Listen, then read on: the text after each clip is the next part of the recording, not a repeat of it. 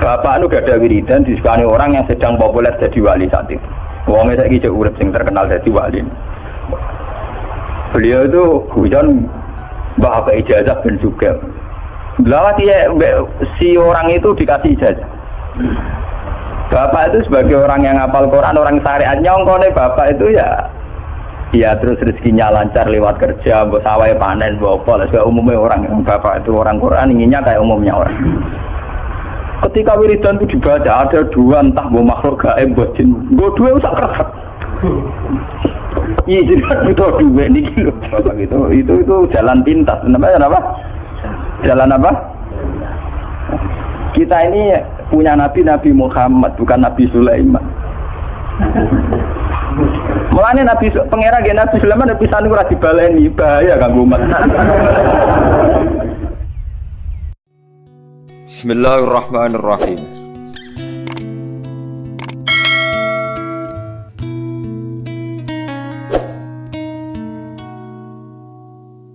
Bismillahirrahmanirrahim. Dalam surat Al-Anbiya itu semua ceritanya Nabi dipaparkan, termasuk cerita Nabi Musa, Nabi Harun, Nabi Ayub, semua Nabi. Dan semua Nabi ini punya dikomplain oleh Tuhan. Cara bahasa saat ini dikritisi oleh pilihan sikap yang paling ideal, yaitu Nabi Muhammad Sallallahu Alaihi Wasallam. Yang tidak dikritisi itu hanya satu, ini Abdul Anbiya, Nabi Ibrahim saja. Anit tapi millata Ibrahim Hanifah. Hanya itu saja. Sebab itu yang ada wa sholli ala Muhammad atau ali Muhammad kama shollaita ala Ibrahim wa ali Ibrahim. Mau teng surat Anbiya dijelaskan betapa miskinnya Nabi Ayub. Semua warat kudikan mampu nganti dibuat ning gone pekarangan ya, di luar kampung. Ngono ditinggal bojone, kuwere, semua macam serere ini. Tapi ketika adeknya bojone usul, ya Ayub kok donga pangeran kersane jenengan sembuh. Ya Nabi Ayub, aku lara pirang tahun, 18 tahun. Sehat piro? 80 tahun. Aku izin ke pangeran. Lara aku wis sehatku diake apa? Jadi dungane ngenteni nek 80 apa?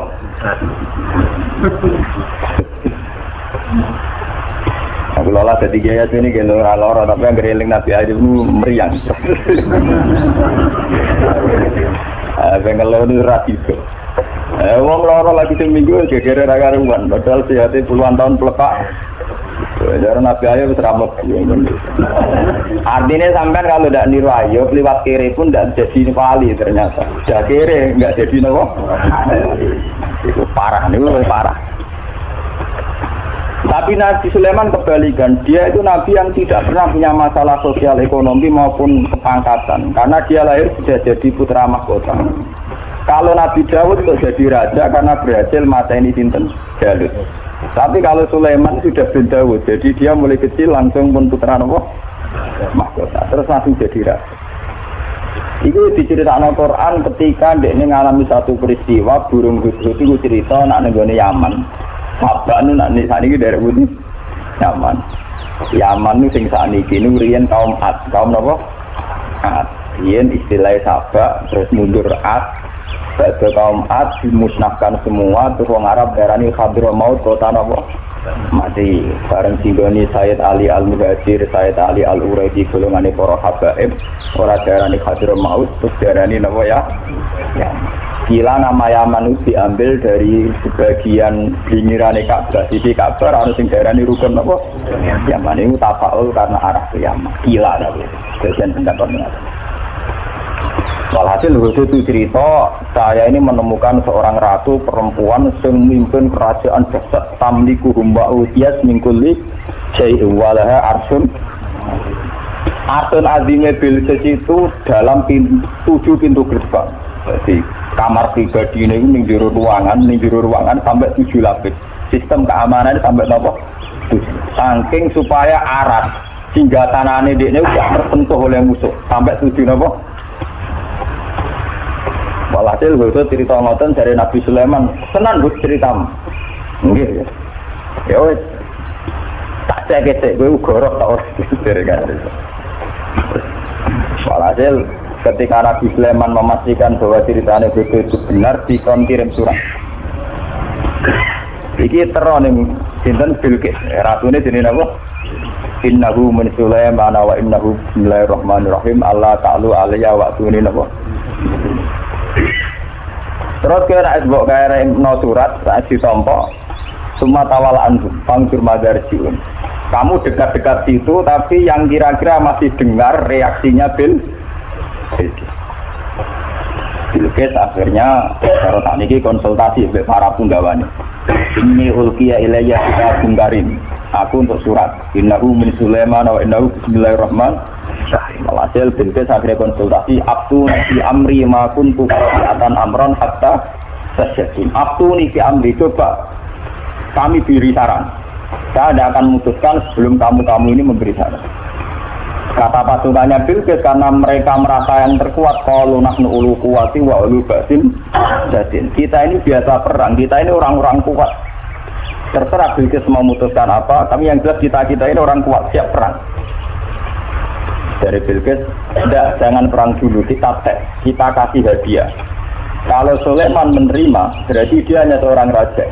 Kalau dia menolak, berarti dia seorang nabi. Dia terus kirim hadiah, wow. 1000 batangan botol emas dikirim teng sinten Nabi Sulaiman. Terus sing cara Siti Jenare sing Sasmita Gaibe niku wong lanang dipacaki wedok, wong wedok dipacaki lanang. Dadi kok cerita Sari Tidak tuwa mbek putri Cina sing hamil darani meteng, sing ora meteng, sing ora meteng darani napa? Hamil. Akhirnya untuk walian tadi itu. Engkau ceritanya bodoh Nabi Sulaiman gara-gara anak Nabi Bilqis untuk apa? Walian. Jadi mulai dhisik ku Nabi ya ditutuali sama lebar menang ya terus napa? Riyen terang enten undang-undang niku kriminalisasi niku. Mergo Nabi ku langsung di bawah hukumnya pangeran. Tadi itu ulama di bawah hukum negara. Jadi nasibnya lebih siap. Padahal cara Siti Jenar gak kok. Siti Jenar bareng dipanggil Kalijogo, dipanggil kamu dipanggil Raden Fata. Siapa Raden Fata? Dia raja di Demak Bintoro. Atasan kita semua. Saya ini wali, atasan saya hanya Allah. Saya ini wali, jadi atasan saya hanya Allah. Kalau Allah yang nyuruh saya ke sana. Masih ngomong di luar Raden Fata. Gue sangka melet tapi ada bener. Nah, ini kulo itu termasuk setengah wali, setengah wong syariat. Artinya nak bayar pajak, kulo bayar pajak. Tapi kulo sebagai wong sing marang pangeran itu tetap ngerasa di atasan. Ini ku presiden, ini bupati. Atasan kulo ya tak anggap dia pangeran. Cuma pangeran di sunah yang dunia ada bupati, ada presiden. Karena kalau ngerasa di atas anak repot, kenapa? Pon walhasil akhirnya ketika Bilqis ngirim hadiah sedemikian rupa, mau 1000 batangan emas, Nabi Sulaiman krungu, mereka informasi kan gitu. Dia gawe mau konflot 7 parsah, nomor 9 parsah saking emas. Wes ngono dekne dikawal beberapa pasukan sing numpak kuda. Lah kudane dibeno nguyah ning kono, dibeno ngising ning semari pelecehan kan. Padahal masing saking Bilqis dibungkus rapi, ditata rapi, diangkut sedemikian terhormat. Napa? Emas lho diangkut sedemikian apa? Muhammad kawin ro gede 10.000 dihias. Mahar ning Jawa peralatan alat salat ae gegere ning hias. Saya matur ambek peralatan alat salat gegere ning hias. Padahal cara Nabi Sulaiman itu didesain sedemikian rupa, ana kewan-kewan ning kono sing dadi tunggangane para punggawa sing ngising uyah ning kono. Bareng pasukane Bilqis langsung meriang. Lah ya Mas tak angkut tuh piye ning kene diguyok. Meriang. Walhasil akhirnya ketika ketemu Nabi Sulaiman, ketika memberikan hadiah, Sulaiman lebih sombong. Atumi bunani bimal.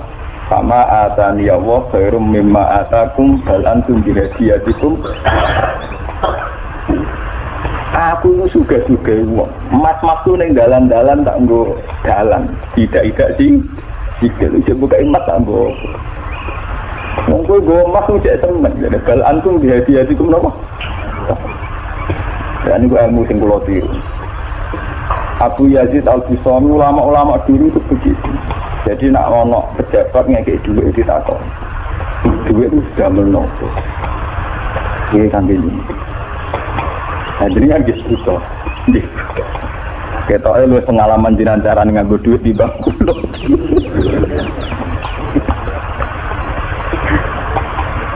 Mereka alasannya jinan ngekek duit gue ben sebundi jadi ben tambah kata. Di jiran pek mawon kersane duit jiran tambah kata boten sak kenoku. Kesuwen nak ditompo kula terus kula ndongakno tambah kata kesuwen iki duit niki jiran beto malih kersane tambah kata. Wong jenengan saka kula tujuane ben tambah kata. Lah jenengan kula boten usaha kula boten nate kepengin tambah kata. Tapi ya ora hikmah dadi akhire wong sing ape sedekah ning Abu Yazid Abdul Qadir ora wani muni ben tambah kata. Kuduwe pas tenan. Sudah bertambah kata dibalekno. Kan kasus dinan wis butuh untuk pengen tambah napa? Tambah kata. Nggih betul malih ben boten kalong blas jenengan. Walhasil ini kula cerita. Apa yang dilakukan Nabi Ayub yang dialami Nabi Sulaiman itu cara Sahibul Burdah. Kitab ini dipakai oleh ulama seluruh dunia. Bahkan sebesar Sayyid Muhammad saja kalau Madhkur Rasulillah sering merujuk kitab ini. Ini dikarang oleh Imam Busairi. Imam Busairi atau Imam Busiri nak Jawa daerah Imam Busiri.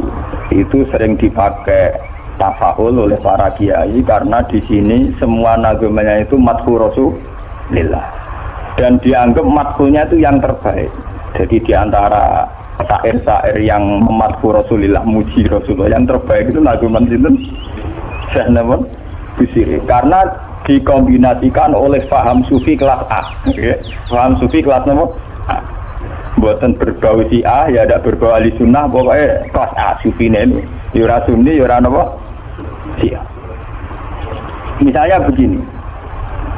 Imam Busiri ngomentari wa kulluhum min Rasulillahi multamisun khurfam minal bahri awrastan minat ya. Nabi yang terlalu mengagung-agungkan kemiskinan sebagai media taqarrub ila Allah itu juga ujung-ujungnya itu kriminal pidana. Miskin itu baik dari segi bahwa orang miskin itu tidak makan syubhat, orang miskin tidak ngambil uang korupsi dan sebagainya. Baik. Dari segi menjauhi segala syubhat haram miskin itu. Tapi kamu akan merasa bahwa miskin itu adalah sebuah kriminal, sebuah pidana. Nak wong tua mloro ra iso ngobatno, ana kiaimu kelaparan ra iso ngekeki beras. Kamu sadar bahwa media pakai jalur miskin ada kriminalnya, yaitu tidak bisa berbuat sama sekali saat ada keharusan berbuat. Misalnya kere banget, roh yatim kere, podo kene jong sepuntene.